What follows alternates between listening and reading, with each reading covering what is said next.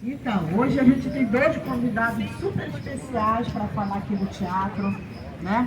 O nosso colega professor, o maestro Jonas Arraes, professor da UEPA, do curso de música, fez uma tese de doutorado maravilhosa, a pública já, né? Depois vocês como é que acessa, sobre o maestro Carlos Gomes, que morreu em Belém, né?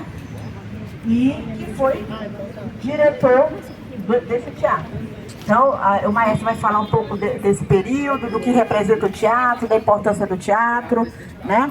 E a seguir, né, nós convidamos hoje a nossa superintendente do IFAM, né, a Cristina Vasconcelos, que vai falar, né, sobre o processo que já se iniciou, né, para que o Teatro da Paz, juntamente com o Teatro Amazonas e Manaus, né, seja um patrimônio mundial da humanidade, né? Então ela vai falar como é que está esse processo, como é que vai ser esse rito e como é que está o envolvimento das instituições aqui no Pará sobre isso, né? Então é um fato extremamente importante. Então, agradecendo desde já a presença dos dois, né? O maestro sempre vem quando a gente chama, né, para falar aqui. E hoje o roteiro é uma homenagem, né, ao aniversário, né, do teatro, que foi agora dia 19. Então, maestro, você está com a palavra. Muito obrigado, agradecer a professora Gorete, saudar a presidente do IFAM e a todos os convidados, né? Como ela falou, sou o professor Jonas Arraes e, como ela disse, a minha tese de doutoramento falou sobre a presença de Carlos Gomes em Belém e ele tem uma relação muito grande com o Teatro da Paz. Assim, uma pequena correção, professor, ele não chegou a ser diretor, né?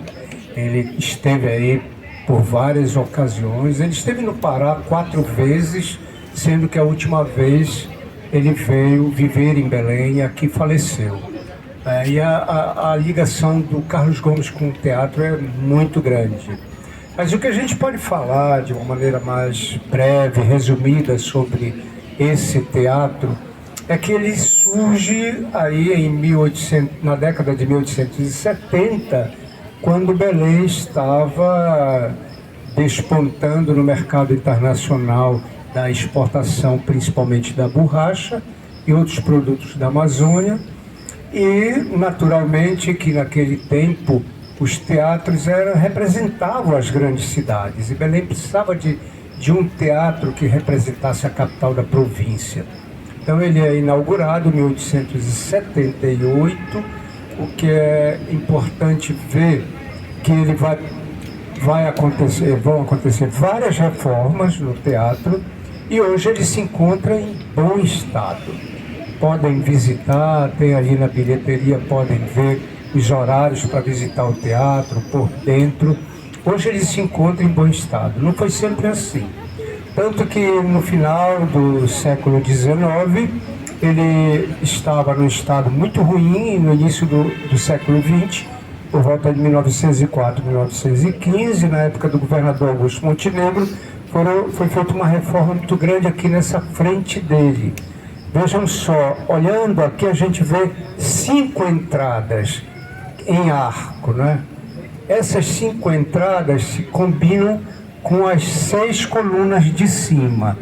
Então, as colunas em número par e a entrada em número ímpar. Não era assim antes de 1905, estava ao contrário. Tinha 6 entradas e 7 colunas. E naquele tempo, a arquitetura daquele tempo, os preceitos arquitetônicos exigia que as entradas fossem ímpares e as colunas pares. Mas isso, de fato, não é bem o motivo dessa reforma de 1905. A frente dele, que era diferente, estava precária, então foi recuada a frente e viu que tem um pátio ali em cima das entradas.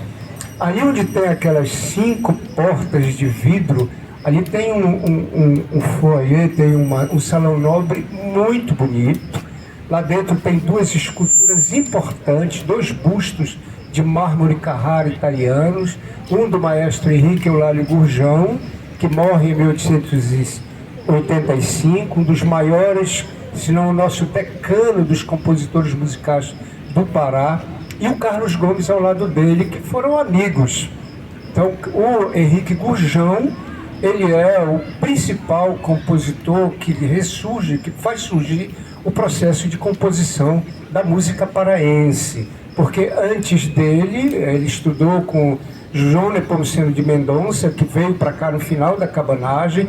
Antes da cabanagem aconteceram todos os problemas da independência, e antes da independência a gente só tinha música na igreja, praticamente, era o período colonial. Então, a partir da cabanagem, depois da cabanagem, se inicia então uma quantidade muito grande de compositores e uma herança musical que todos nós temos. E o teatro espelha isso. Como? Em 1880 vem acontecer, então, a primeira temporada lírica do Teatro da Paz, em 1880, onde foram montados 9 óperas, naquele ano de 1880, no palco do teatro. Isso explica que o teatro é feito para cena lírica, é feito um teatro para ópera, como até hoje. Hoje, quando vocês assistem uma ópera, vocês veem que a orquestra fica embaixo do palco, num fosso. Esse fosso não existia até 1905. Tinha aonde tem hoje o proscênio, na frente do palco, não tinha. Embaixo os músicos ficavam ali na frente do palco, num lugar que se chamava orquestra.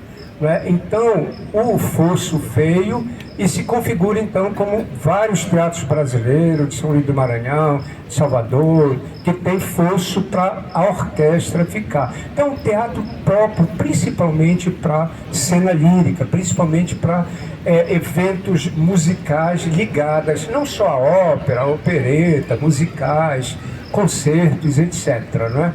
Então, hoje, visitando o teatro, vocês vão ver que ele tem uma plateia em forma de ferradura, muito comum nos teatros italianos. Ele tem, assim, um jeitão do Scala de Milão. Ele foi feito um pouco baseado no principal teatro do Alla Scala de Milão, um dos principais teatros da ópera, onde o Carlos Gomes estreou o Guarani em março de 1870.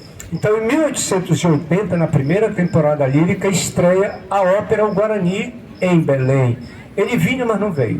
Ele veio em 1882 para a estreia, então, de Salvator Rosa, uma das óperas mais populares de Carlos Gomes. Ele veio pela primeira vez em 1882. Aí no teatro ele recebe muitas homenagens. Aí nesse Salão Nobre ele é homenageado. Ele volta em 1883. Carlos Gomes, ele tinha características assim, pessoais muito próximas das pessoas daquele tempo aqui. Ele era maçom, ele era abolicionista, né? Então isso fez com que ele se ligasse a muita gente daqui, da elite paraense. Só tinha uma coisa, que ele começou a ter problema quando veio a República, porque ele era monarquista, era amigo do imperador. Mas isso não fez com que ele fosse abandonado pelo povo paraense. Ele volta em 1895, faz de novo outra ópera aqui, é convidado para dirigir o conservatório chamado Conservatório de Música do Pará, que quando ele morre em 1896 e 1897 é chamado de Instituto Carlos Gomes, que é fechado em 1908, ressurge em 1929 e hoje está ali funcionando na Gentil Bittencourt, o nosso Instituto Estadual Carlos Gomes. Então o nome do Carlos Gomes no conservatório é ligado porque ele foi o primeiro diretor, professora, do conservatório. Né? Ele foi o primeiro diretor da primeira fase do Conservatório Carlos Gomes. Então ali a gente vê várias simbologias, né? Várias esculturas representando as artes, escultura representando a noite, representando o dia. A gente vê o Teatro da Paz com TH, é assim que a gente escreve, porque é um nome próprio, né? É o nome do teatro, é Teatro da Paz com TH. Eu, pelo menos, escrevo assim. Algumas pessoas querem corrigir sem o H, mas aí vira um substantivo. O nome do teatro é Teatro da Paz com TH. Então eu defendo que se escreva assim. De fato, o meu convite é para conhecerem o teatro. Tem visitas, não sei se é terça-feira, pode perguntar ali na bilheteria, tem visita de dia que é gratuita E tem visita que paga uma taxa que não é muito alta, vale a pena conhecer lá dentro, ver como funciona. Agora vale a pena mesmo, professor, assistir um espetáculo, né? Então, assistir um concerto, assistir um musical, assistir uma peça de teatro e assistir uma ópera. Estão todos convidados, eu poderia falar muito mais, professora, mas eu sei do tempo, então eu passo a palavra de novo à professora Gorete. Muitíssimo obrigado.